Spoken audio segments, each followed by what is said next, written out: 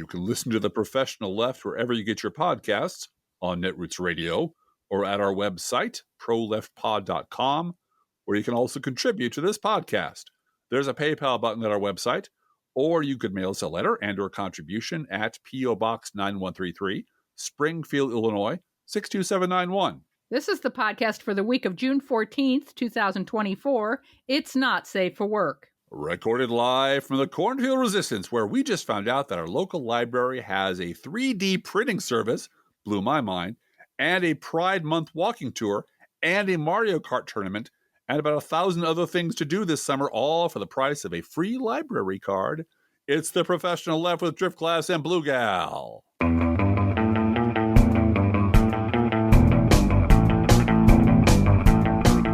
Hey, everybody, and hi, Driftglass. Hey, Blue Gal.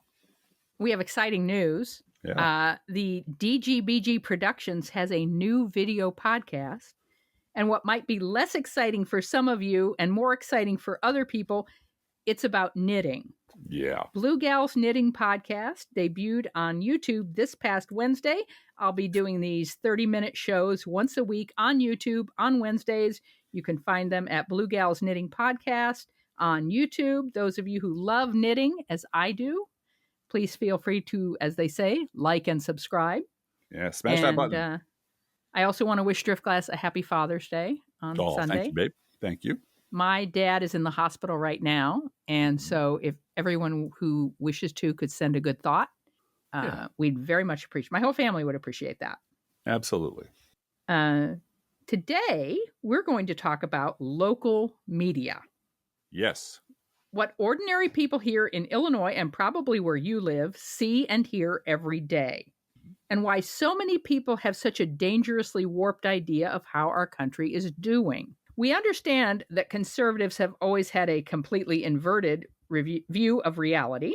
Stats show that over the past 50 years, Republican presidents have been terrible for the economy, terrible on jobs, terrible on the environment, with the possible exception of Nixon creating the EPA.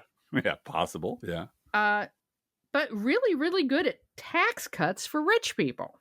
Yeah, they get that right. They get that right every time. Yeah. The same stats show that Clinton, Obama, and Biden all did yeoman's work ranging from pretty good to astonishing, digging us out from under the giant piles of rubble and shit that Reagan, Bush 1, Bush 2, and Trump all left in their wake, all while facing unified Republican opposition to letting Democratic firefighters put out the fires that Republican arsonists had set. Really, the record could not be clearer. And yet, decade after decade, no matter how hard objective reality has pounded on their door, Republicans have consistently reacted the same way, by digging in deeper, screaming louder, and giving credence to ever bigger and crazier lies. Yup. And so, for the record, objectively, how are we doing, right? How are we doing? Well, this is from The Atlantic, June 10th, 2024, this very week. Quote, the U.S. economy reaches superstar status. No, really.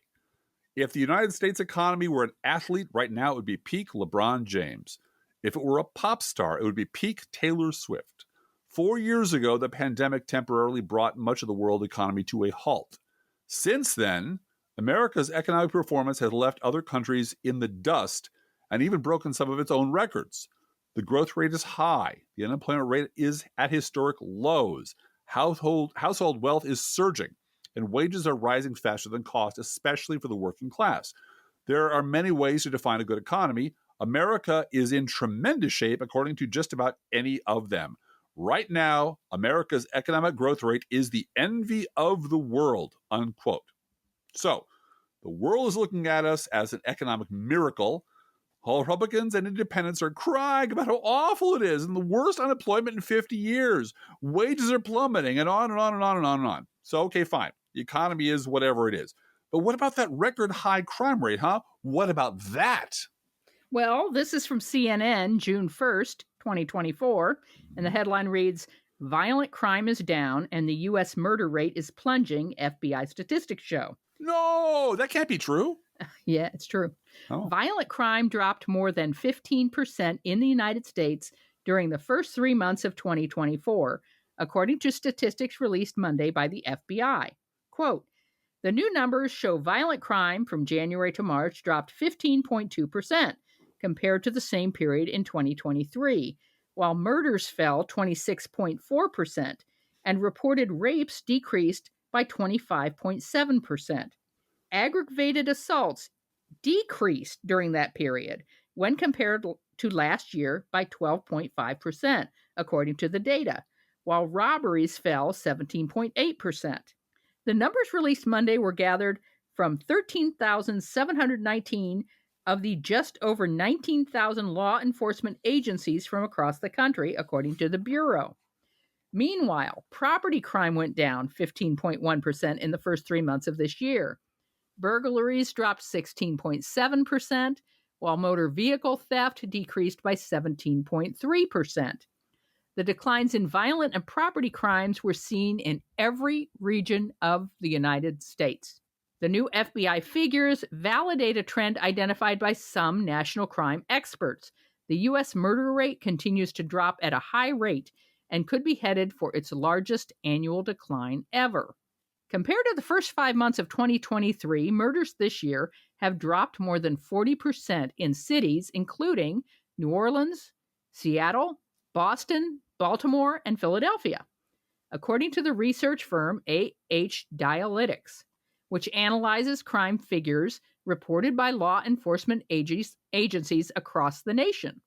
Although more than 6 months still remain in 2024, it's plausible that this will be by far the largest one-year decline in American history, said Jeff Asher, criminal justice analyst and co-founder of that consulting firm, Datalytics, unquote.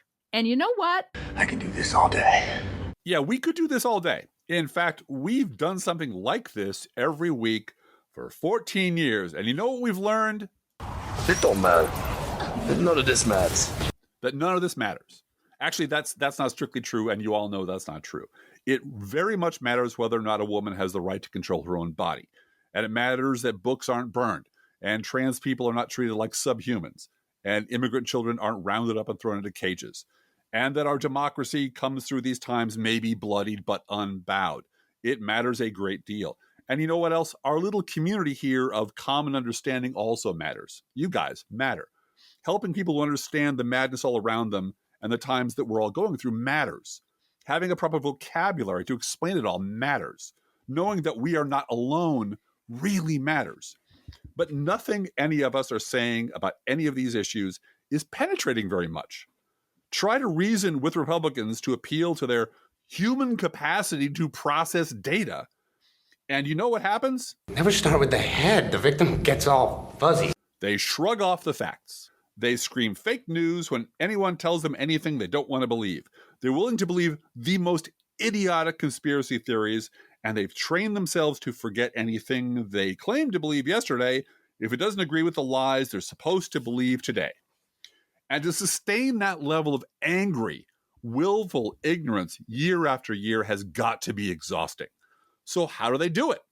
Well, of course, you know about the pernicious influence of Fox News, right? And hate radio. We talk about that all the time. And you might even know about Newsmax. This is all very public and rabidly partisan. This, for example, is a story running on Fox News just this last week. Quote, "Say my name." A financial disclosure revealed lavish gifts for the newest Supreme Court justice, including from Beyonce. Full details on the eye-popping filings, unquote. Now, what's the actual story? The actual story is about 4 concert tickets worth about $2,500 that Beyonce gave to Justice Ketanji Brown Jackson, and which the justice reported. Huh. Didn't try to keep it secret, didn't lie about it, reported it. This isn't even a rounding error compared to the millions of dollars of unreported gifts Clarence Thomas has raked in from his billionaire friends who had interests before the court. Yeah, I want to see what the Beyonce versus United States Supreme Court case is.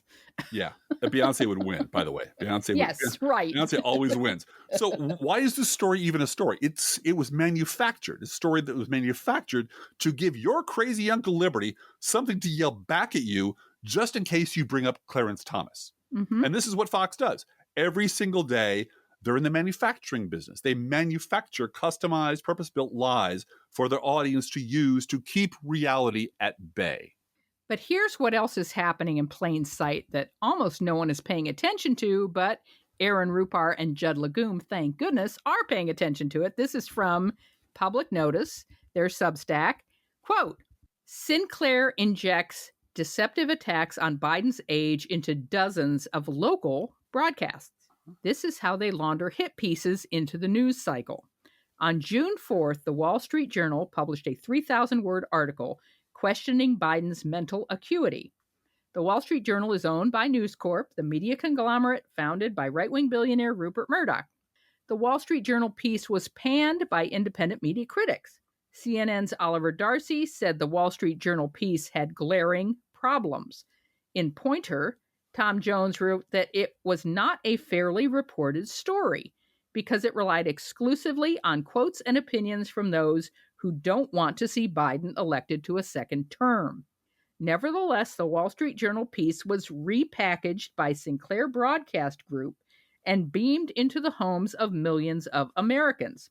Sinclair, which is controlled by right-wing media mogul David Smith, owns or operates 185 local television stations across 86 markets.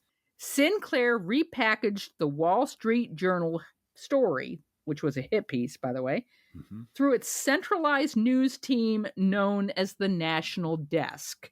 And I will interrupt here and say the National Desk markets itself as being down the middle, straight news, right? Not biased. Absolutely right. Getting back to the story. The segment was then pushed to dozens of local news stations owned by Sinclair. Local anchors introduced the piece by reading from a nearly identical script. Again and again, the anchors say that the Wall Street Journal is out with a new reporting, calling into question the mental fitness of President Joe Biden, adding that the issue could be an election decider, unquote. And, you know, Fox and Friends is always quoting the New York Post and the Wall Street Journal, which are also Rupert Murdoch outlets, as if they're completely separate news stories that we're reading to you to be independent. Yeah, but Fox and, Newsmax, everyone knows what they are. Yeah. But Sinclair is like polluting the groundwater. Sinclair's your local anchor. You run into these guys at Hy-Vee and at the gas station. They're your neighbors. And so you tend to trust them more, which is why the lies hit even harder. Right. And you watch the news to get the weather and sports, and all of a sudden you're served up a dose of this right-wing crap. The man who controls Sinclair also spends his money supporting other domestic terrorist organizations. Since 2015, Smith, via his family foundation, has donated to Young Americans for Liberty, $581,000. Project Veritas, $536,000. I'll note that didn't stop them from filing bankruptcy. Turning Point USA, that's Charlie Kirk's outfit, $150,000. And Moms for Liberty, $121,000 to Moms for Liberty from the owner of Sinclair. And you got to say it, you got to give it to them. They do spend money on their infrastructure. They're investing. Liberals don't. We just don't spend any money to support anything like this. There's nothing comparable on the left at all. Yep. So that's what's happening right out in the open. In our case, almost literally down the street in the central Illinois market, Sinclair owns 5 television stations, 2 of which, WCIS and WRSP, comprise the overwhelming majority of the local Springfield, Illinois television. I hate to break it to you, Blue Gal, but it's WICS, not WCIS. Oh, I'm sorry. WICS, yes. But you know what? We're humans. We make mistakes. What do you want from us? However, even further below the radar, the situation is even worse. And this is from Axios. Quote, dark money news outlets outpace local daily newspapers. Holy shit. The number of partisan-backed outlets designed to look like impartial news outlets has officially surpassed the number of real local daily newspapers in the U.S., according to a new analysis. Why it matters. Many of those sites are targeted to swing states, a clear sign that they're designed to influence politics. By the numbers, there are at least 1,265 websites identified as being backed by dark money or are intentionally masquerading as local news sites for political purposes, according to a new report from NewsGuard, a misinformation tracking company. As of last year, there were only 1,213 daily local newspapers in the U.S. That number may have gone down significantly in the time since, but the researchers who track that data have yet to release an updated figure for 2024. Nearly half, 45% of the sites observed as part of the study were targeted to communities or regions in swing states, according to Axios analysis of the sites. The most frequently targeted states are Illinois, Pennsylvania, Wisconsin, North Carolina, Ohio, Florida, Michigan, and Georgia, unquote. So, man, this is a multi-front war by a multi-billion-dollar fascist monster machine, and the people who are up against him are, us bloggers and podcasters out here with pointed sticks and allies, and hopefully people of goodwill. Now, because we got a letter this week, let's talk for a minute about the word that we use all the time, a word that we make fun of a lot, and that word is independent. We have a letter from a listener who raises an objection, so we're going to give them the floor and let them have their say. Right. This is from listener Jay, and we really appreciate your letter, Jay. The subject line of the letter was fan mail. Dear DG and BG, I am a registered independent. Don't say it, Fran. Okay, I won't say it this time. I have been an independent for 40 years. Although politically I am significantly left of the Democratic Party on almost every issue, I lean socialist. I vote in every election and have never voted Republican, almost always Democrat. I have worked extensively on Democratic voter efforts and donated to the party over the years a lot. There are a few Democrat politicians that I like and admire, but I come from Massachusetts, where the Democratic Party oversees one of the most corrupt state governments in the nation. Nevertheless, I always vote for the lesser of two evils, unless the race is so lopsided that I can vote third party with a clear conscience. I can honestly say that I am not a Democrat. Needless to say, I get annoyed by your mocking, I'm an independent, multiple times a show. I understand the original point of the jibe, especially with respect to the Tea Party, but I think your representation of the independent phenomena is outdated, exaggerated, and one-sided, not to mention mean-spirited, and ignores left-leaning independents.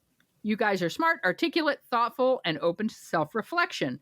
I think you should reconsider dropping the I'm an independent insult. It is jarring and detracts from your otherwise insightful and compassionate analysis. Well, thank you for your letter, Jay. I will tell you first up that the mail that we get is overwhelmingly lopsided in favor of I'm an independent. Yeah. We hear from people all the time who say, I cannot hear a Republican man on the street who is clearly Republican say they're independent without hearing your jibe in my head. Yeah. We get at least a letter like that every month. And I would also say that you kind of have proven our point. You are an independent, but you mostly vote for one party. And I appreciate that you want to distance yourself from the corruption that you see in the party in your state. You also have the privilege, and I'm sure you would agree with me on this, the privilege of living in Rachel Maddow's neighborhood, which, I have said this. We haven't said this in a long time, but we've said it in past podcasts. Our listeners from California and our listeners from Massachusetts and Vermont are tremendously privileged in that they have the privilege of moving the Democratic Party to the left and still winning elections. Absolutely. Yep. And we have many, many more listeners who are blue dots in red states. Yes. Who write to us and say, I do not listen to your podcast with the windows down in my car. Oh, yeah. I cannot have a Democratic bumper sticker on my car. And may I add that outdated, exaggerated, one-sided, mean-spirited is like my middle name. Okay? So I've been blogging. I've been blogging for a long time. I've been blogging for going on 20 years now. And honestly, not to put too fine a point on it, but yelling "fuck" was the only way we got any attention back when it was the Bush administration. And that's going back a few administrations. And honestly, I understand why people want to identify as independent. I really do. We have a Declaration of Independence. It's part of the American thing. We don't want to go along with anybody. We want our own boutique, unique, specific thing. In fact, that's the pitch of every third party. Every third party, going back to Wallace, and we did a whole podcast on third parties, and George Wallace is, the left and the right are both pretty obvious. We need an independent third party that represents you. And in Wallace's case, it was you. It's all white guys, too, every time. It is. The aggrieved No white offense. bigot. No. Your class. You're a white guy. I know that. No, I mean, what I mean is the Wallace campaign was specifically, the independent, meaning the aggrieved white bigot. Yeah. And he won, 6 states? I mean, it was very effective. But if you listen to third party pitches, they all sound the same. Over time, they're all the same because it is, I cannot bring myself to identify with these two poisoned, awful, decrepit, despicable parties. I am an independent. Therefore, I am unique. And there's an old Steve Martin bit about, everybody repeat after me. I am unique. Yeah. I am different. I will not say what other people say. And you get 20,000 people in an auditorium. It's that I want to be a nonconformist and dress like all the other nonconformists.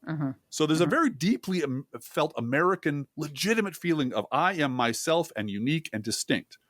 And you raise some very valid points. And I imagine if I were a left-leaning independent who almost always votes Democrat, I might find the way I, Drift Glass, make fun of that word kind of offensive and kind of grating. I do understand that.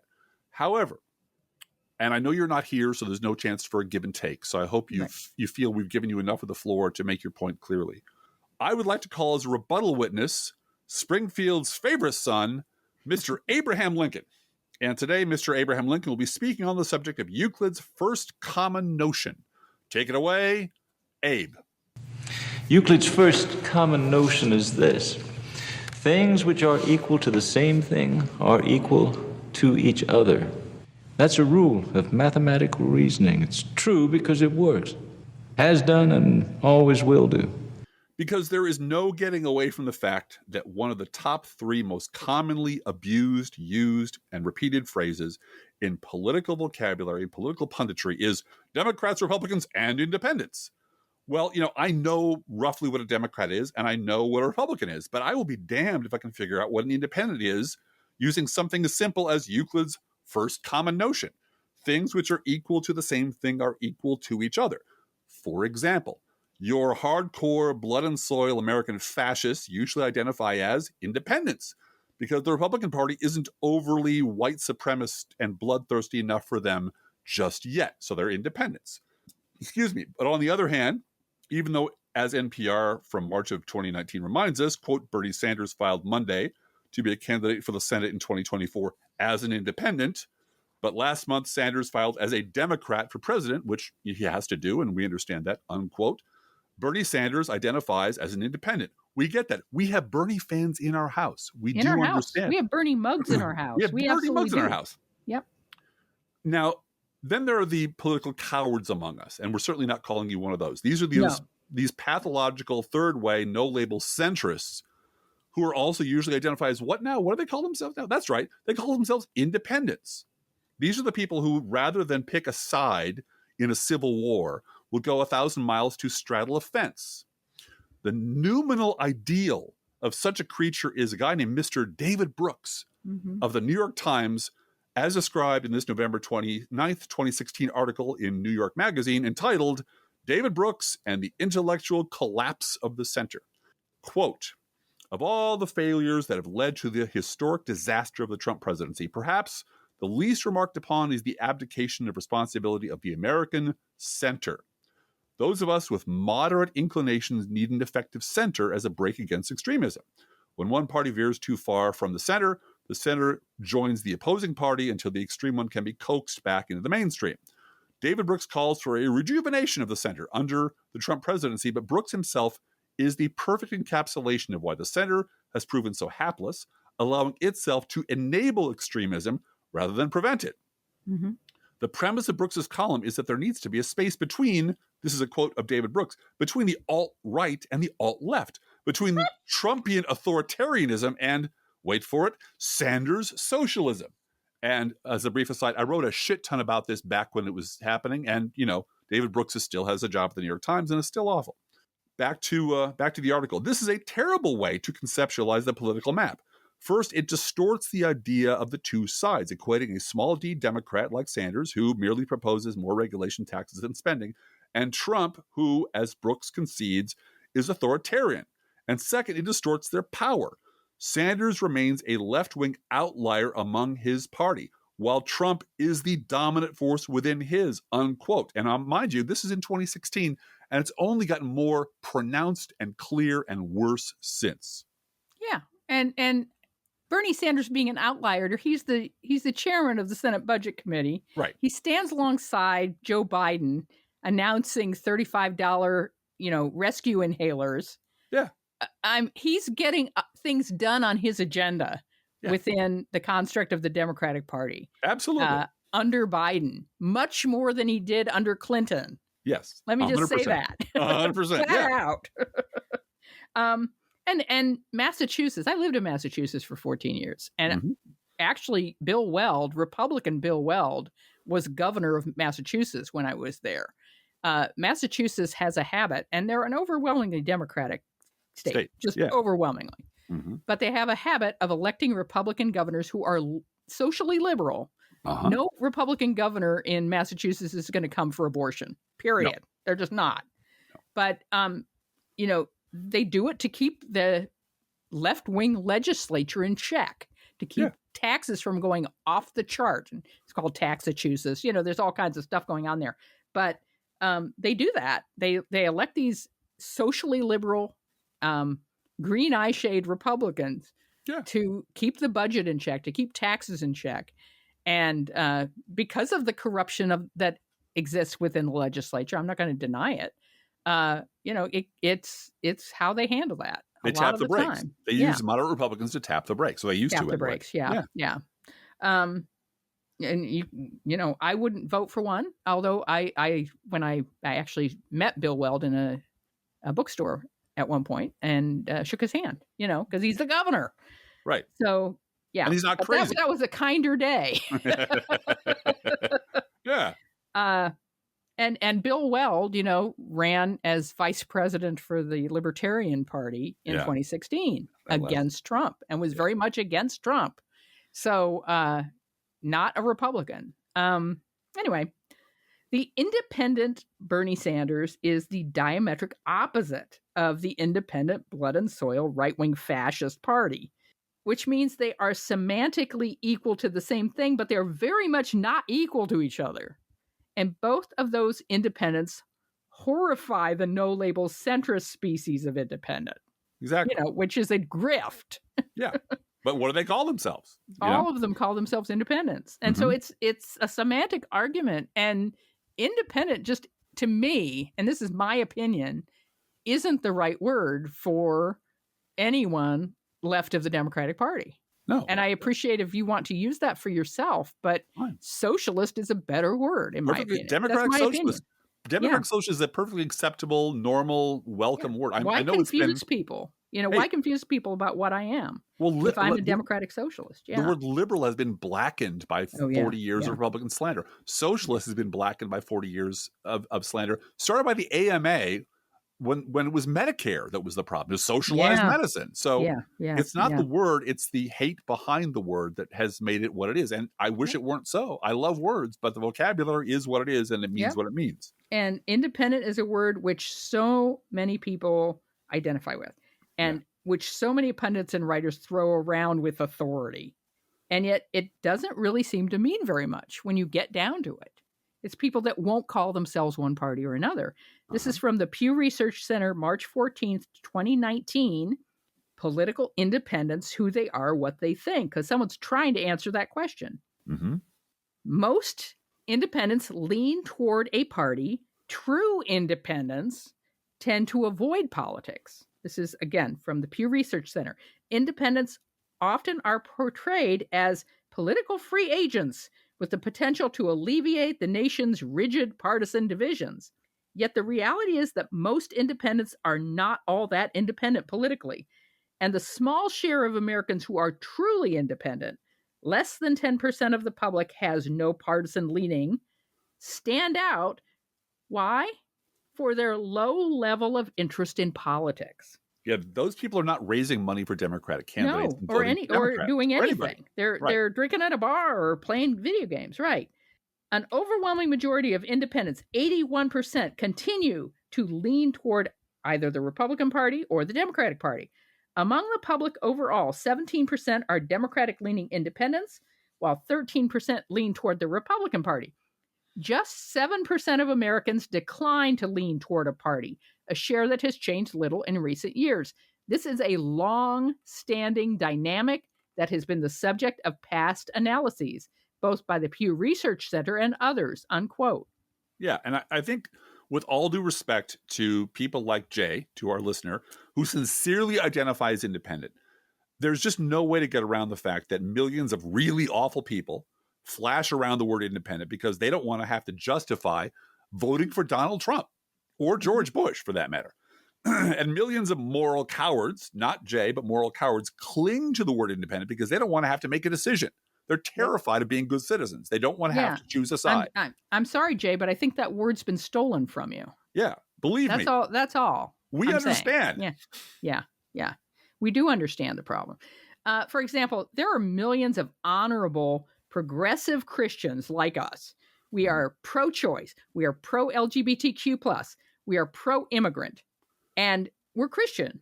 We call ourselves Christians. Mm-hmm. But millions of people think evangelical conservative is the word for Christian. Right. And that all of us are a loathsome anti-Christian cult that has destroyed millions of lives. However, there's no getting around the fact that for a lot of people, conservative evangelicalism is what they think of when they think of Christians. Some of you may not recognize some of these names, but Jerry Falwell and Pat Robertson and Jim and Tammy Bakers and the Jimmy Swaggers and the Oral Robertses have pretty much destroyed the brand. I can't come out and say, I'm a Christian. You're going to think, yeah, oh, you want to, I'm pushing a Bible verse onto your forehead. You hate gays and you want to lock women in convents and not let them have their bodies. Exactly. And no matter how diametrically opposed we are to that. You're right. Exactly. We all get lumped together under the label. And so we have to modify that term and say, we're hippie Christians. We believe Jesus was a hippie and a socialist. and we have to explain ourselves. And so we do know what it's like to have your sincerely held belief and label stolen from you by people who are actually awful people who hate everything that you love and are opposed to everything that you want. Right. Now, I wrote about this whole thing all the way back in 2009 because I'm an old blogger. And honestly, I think it still holds up. Now, some of you have probably heard this already. This was 15 years ago. After the Bush administration had self-destructed and Barack Obama was elected to his first term, millions of Republicans disappeared overnight and were replaced with millions of newly minted independents. Of course, any honest observer could see what was happening. Like German soldiers after the fall of Berlin, millions of Republican voters were burning their uniforms, so to speak, and swearing that they had nothing to do with the catastrophe they had just left behind and had cheerled for 8 years. And to give them intellectual cover for their escape in November of 2009, the aforementioned Mr. David Brooks of the New York Times stitched together a couple of snippets from a couple of polls into a big floppy sack into which he dumped every loose button and paperclip of his own privileged, white, suburban, middle-aged, boomer, Burkean, bourgeois terror, and he entitled his piece, What Independents Want. He had whipped up a grab bag of different polls and trends that were barely 7 months old and concluded that the country was now being driven by independents. And that these independents had, for some inexplicable reason, made this massive leap to the right. Isn't that weird?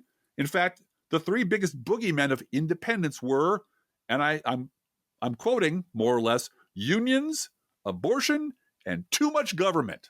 That doesn't sound like independence to me. That sounds like a bunch of Republicans. But David Brooks swore, on a stack of copies of the of the Weekly Standard that these were independents and they were not affiliated with any political party. Fortunately, being a voracious and rather eclectic reader in my youth, I happened to have just exactly the right word to describe what I was seeing. And it's a word that was coined by Kurt Vonnegut in the novel Cat's Cradle. And the word is granfalloon, which Kurt Vonnegut defined as a proud and meaningless association of human beings. And that's, in the end, what independents are, and why it's impossible to know what independents want, because independent can mean any damn thing or nothing at all, because they are a granfalloon, a proud and meaningless association of human beings. Yeah. So thank you for your letter, Jay. Thank you. You provided us with content for an entire episode, and we really appreciate it. We do respect your opinion and respect your comments, and we hope you've taken what we've said in the spirit that it was intended. Yeah. On that note, Drift Class, let's do a news roundup. Oh yeah, there's news, isn't there? Okay, Yeah, news roundup. Let's go. The President Bidening continues. We are recording this as Donald Trump has visited with his Republicans in the Congress and had his boot slicked by them. We don't have much to say about that. Shiny except shoes. Apparently he couldn't go into the halls of Congress because he's a convicted felon. Convicted felons not allowed. Sorry, man. Yeah. Sorry. Yeah. Anyway, so in other news from NPR, quote, President Joe Biden visited a World War I cemetery outside Paris where American troops are buried. The same cemetery Trump said was filled with losers and suckers for getting killed. The Atlantic reported Trump canceled his trip because he didn't want to get his hair wet in the rain, telling senior staff members, "Why should I go to that cemetery? It's filled with losers."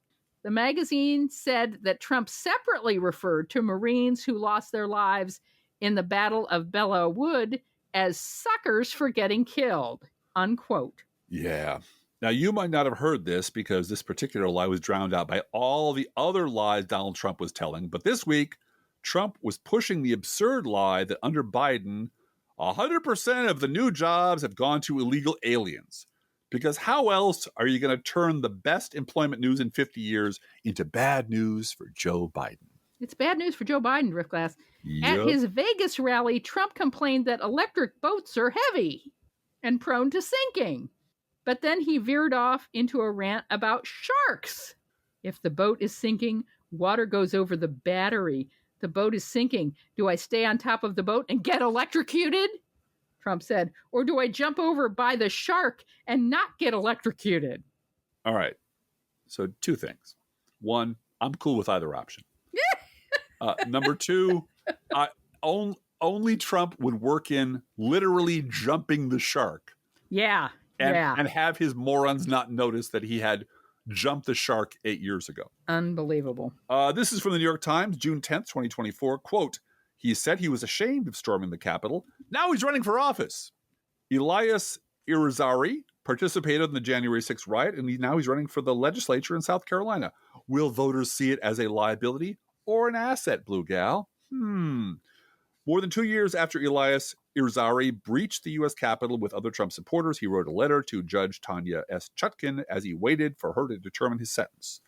I want to make clear that I'm not writing to make excuses or defend my actions, he told Judge Chutkin. My participation in an event like January 6th has brought great shame upon myself, my family, and unfortunately my country. Right? All pretty straightforward, right, Blue Gal? Mm-hmm. Well, today, Mr. Irizarry, a recent graduate of the Citadel, the renowned South Carolina Military College, is mounting a primary challenge to a Republican in the state's House of Representatives. His website recently noted his prosecution for engaging in, quote, nonviolent activities on the Capitol on January 6th, as proof that he has, quote, always stood for the conservative movement, unquote. At every pivotal moment of the America First movement, the website declared, Elias has been there.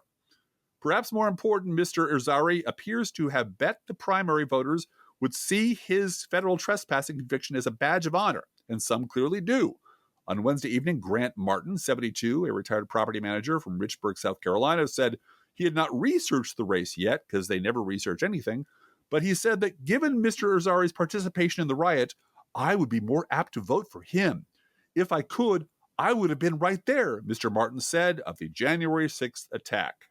And this brings to mind a comment from one of my colleagues at Crooks and Liars this week, who half apologized because he said, this is my third post this week about a Republican felon announcing that he's running for office. Yeah. You know what, Blue Gal? Yeah. Once upon a time, not very long ago, when we were little children, or maybe a little bit before, in the 50s usually, 50s and 60s, you could not get elected to public office, practically speaking, without being honorably discharged from the U.S. military. Yeah, if you weren't a World War II vet in the 50s, Forget you it. wouldn't get elected, Forget period. it. Yeah. And now, Yeah. you're a felon, a sex offender, credibly convicted cheat? rapist. Come on in. We're the Republicans. We love you people. Yep. So that's how fast and far things have fallen and changed. Well, it diminishes what's happened to Trump. Yeah. Oh, absolutely. And Everybody since does he's it. the god of their party, that's the way it is. Yeah. Republicans in the North Carolina legislature passed a bill that would change the state's election finance laws mid-election to allow billionaires to anonymously funnel money into the campaign of the right-wing lunatic who's running. Thanks, Citizens United. Yeah. This is from Vox, the Republican Party's man inside the Supreme Court. Justice Samuel Alito brings no vision and no unique insights to his job other than unrelenting loyalty to the GOP by Ian Millhiser, who we like very much. Quote, an empirical analysis of the court's standing decisions found that Alito rules in favor of conservative litigants 100% of the time and against liberal litigants in every single case, unquote. Yeah, except he didn't do that apparently today with the Mifeprestone case, which was 9-0 against the Fifth Circuit, because doctors just don't have standing. Yeah, that was the thing. It wasn't a matter of the law. It was a matter of standing to even bring the wrong case. Right. And they brought up the point. This was very interesting in their decision that we're worried that teachers might sue because class sizes are too large. Jesus Christ. So we can't agree that doctors have this level of control, because then teachers would have that level of control over their workplace. You mean union thug teachers? Union thug teachers would start suing over class size. Yeah, we don't want that. We can't have that. You know. Supreme Court Justice Pope Samuel Alito is mad that a Pulitzer Prize-winning investigative journalism organization did its job and reported on the lavish gifts and travel that Justice Clarence Thomas accepted, but did not disclose, from a Republican megadonor. At an event hosted by the Supreme Court Historical Society, Alito was recorded criticizing ProPublica, an independent nonprofit newsroom that won a Pulitzer Prize for its series on ethical lapses by Supreme Court justices. Alito argued that ProPublica was not engaging in legitimate journalism, but instead claimed that without evidence, that they were reporting on the court because they don't like our decisions and they don't like how they anticipate we may decide some cases that are coming up. That's the beginning of the end of it, he added. There are groups that are very well funded by ideological interests that have spearheaded these attacks. That's what it is. When asked to elaborate, Alito responded, ProPublica gets a lot of money, and they have spent a fortune investigating Clarence Thomas, for example. You know, everything he's ever done in his entire life. You mean like sexual harassment in the workplace? Yeah. Is that what you mean? Mm-hmm. Pope Alito? And they've done some of that to me, too. They look for any little thing they can find, and they try to make something out of it. What a whiny little bitch. Little bitch. Oh, this is from Politico, quote, Supreme Court Justice Clarence Thomas belatedly disclosed that a Republican billionaire paid for his 2 vacations in 2019. Before I breeze past this, I want to note 2 vacations in 2019. That's 2 vacations. I thought inflation made travel impossible and no one can go anywhere and everything was awful. Thomas's newly released financial disclosure report for 2023 said the trips, one to Bali and one to an all-male retreat in Northern California, were, quote, inadvertently omitted at the time of filing, unquote. Harlan and Kathy Crow, have you heard of them? Paid for Thomas's food and lodging at a hotel and private club, unquote. This happens to me all the time, Drift Class. I go on a vacation to Bali and I just forget about it later. We're on so many vacations that are funded. We haven't had a vacation. Oh, please. We go on vacations all the time. The long, and you know who pays for them all? David Smith, the guy who runs Sinclair. Okay, 'Cause yeah, he just sure. makes it rain around our house. Yes, he Making me does. hurt here. Yeah. From Business Insider, Trump's campaign was rooting for Hunter Biden to be acquitted. Now it's changing tactics because it has to. Yeah. Quote, the guilty verdict against Hunter Biden has raised an uncomfortable question. If the justice system is rigged by Joe Biden against Trump, why would the system also convict the president's son? Unquote. And I want to talk a little bit about this. First of all, this is a gun charge, which also makes conservatives real itchy. Yeah. Like, we have gun laws. There's a gun law. Yeah. Oh my God. And he got convicted. Aren't we supposed to be protesting this? I mean, isn't this unfair? Aren't conservative courts supposed to allow people who beat up their wives to own a gun?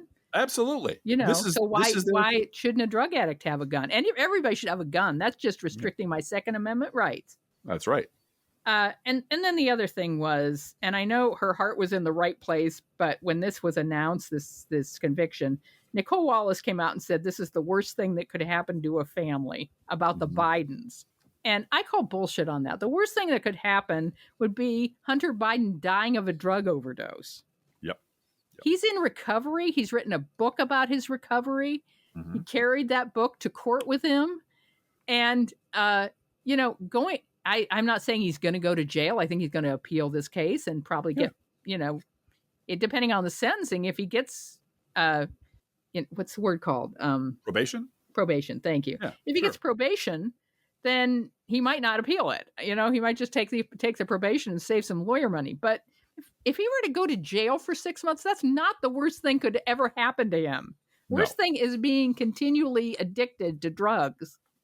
And I expect that if in the event that he goes to jail for a short period of time, he'll take it like a man.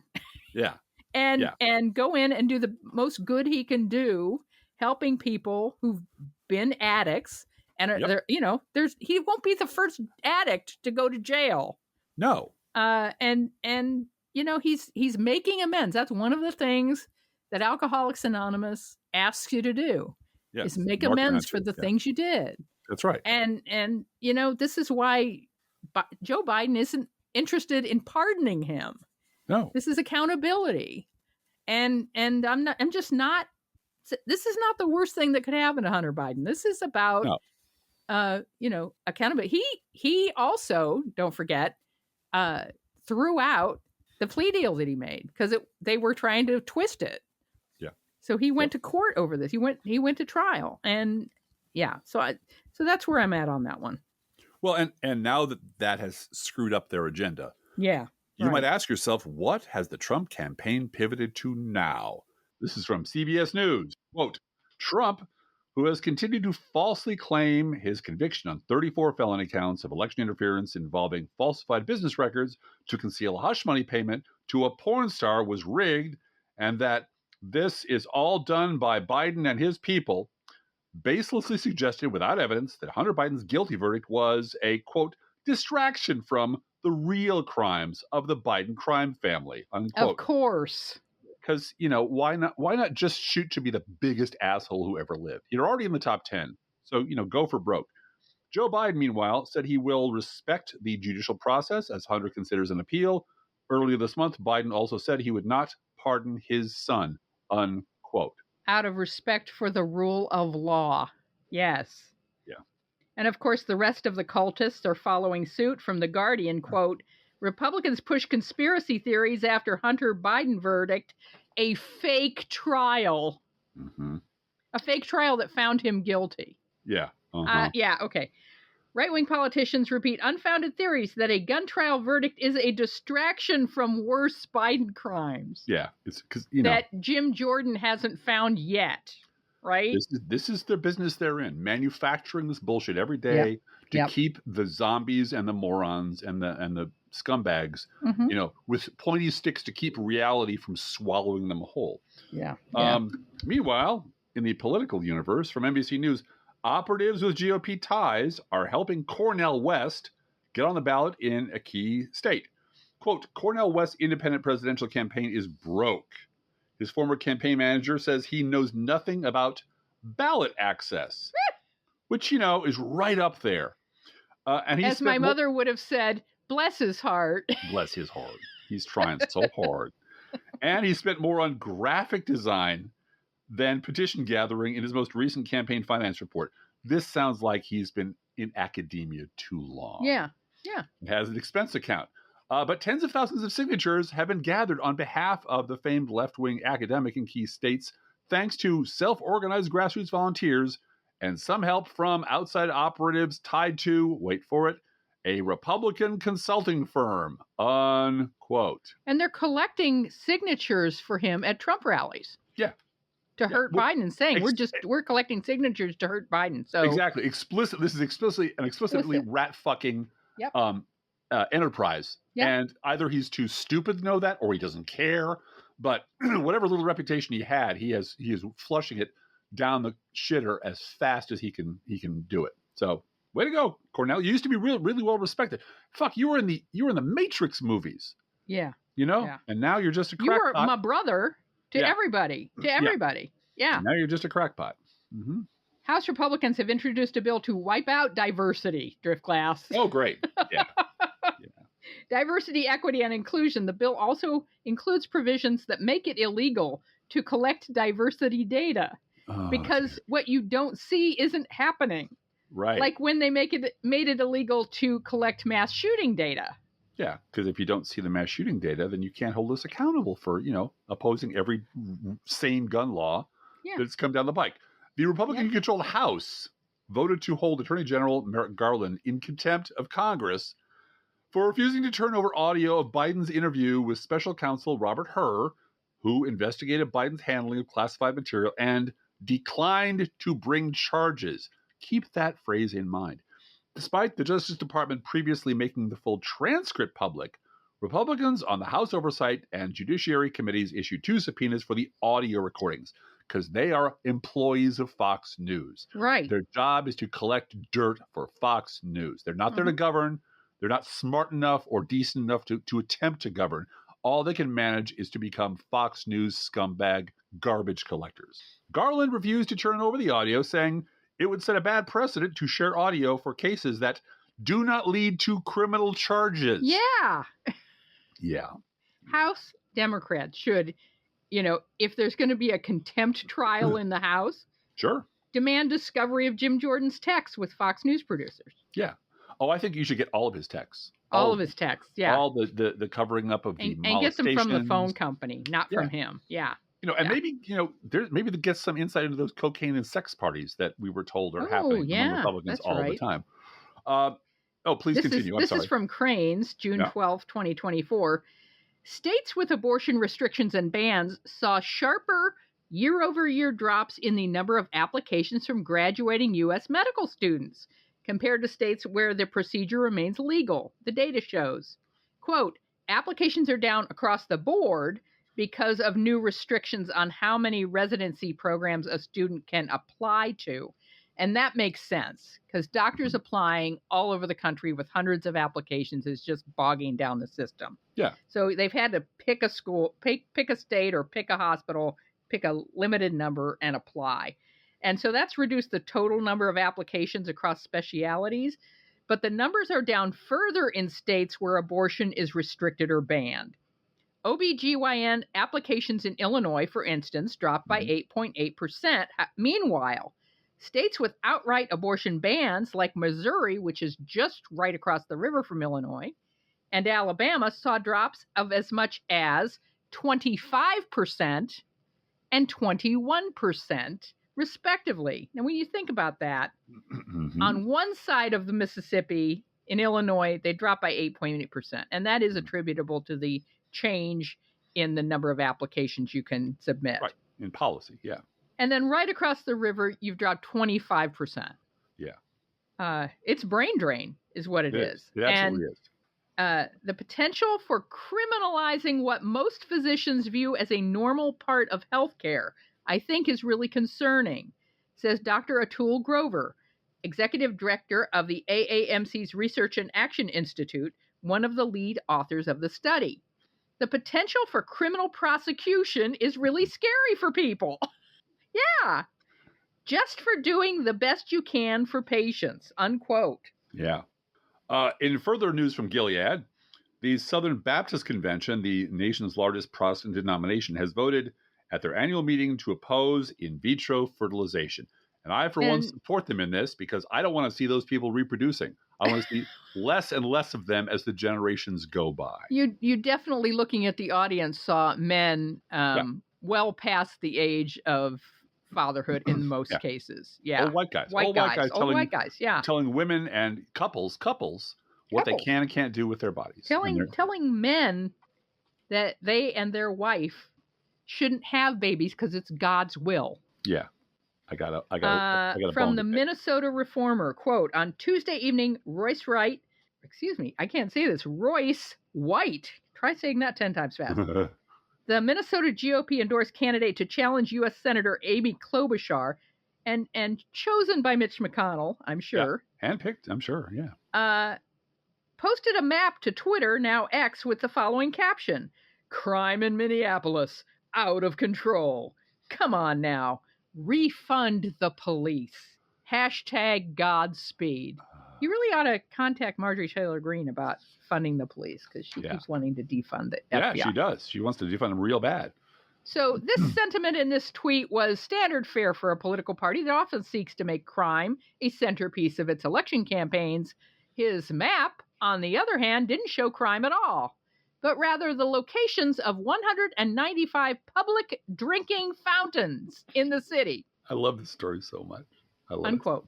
It's Water Fountain Gate, It is Water Fountain Gate. It is funny. And, it's funny because he's not going to win.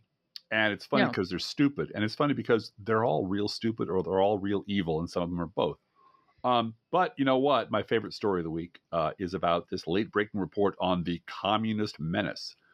You don't hear enough about the communist menace these days, Blue Gal, but Pennsylvania State Rep Stephanie Borowitz, who's a Republican from Clinton County, says free menstrual products at public schools leads to communism. Just like Karl Marx said, quote, "It is just another step by the government and Democrats to have government provide everything for you, which leads to communism," unquote. Yeah, that's just a rare and beautiful thing, Blue Gal. She doesn't realize how many rich women are out there looking for a tampon every once in a while. She doesn't realize that she's on camera, apparently, or that it's 2024. Right. So, way to go. No, this is it. In local news from the Pantograph, 2 Illinois journalism bills made it to Governor Pritzker's desk.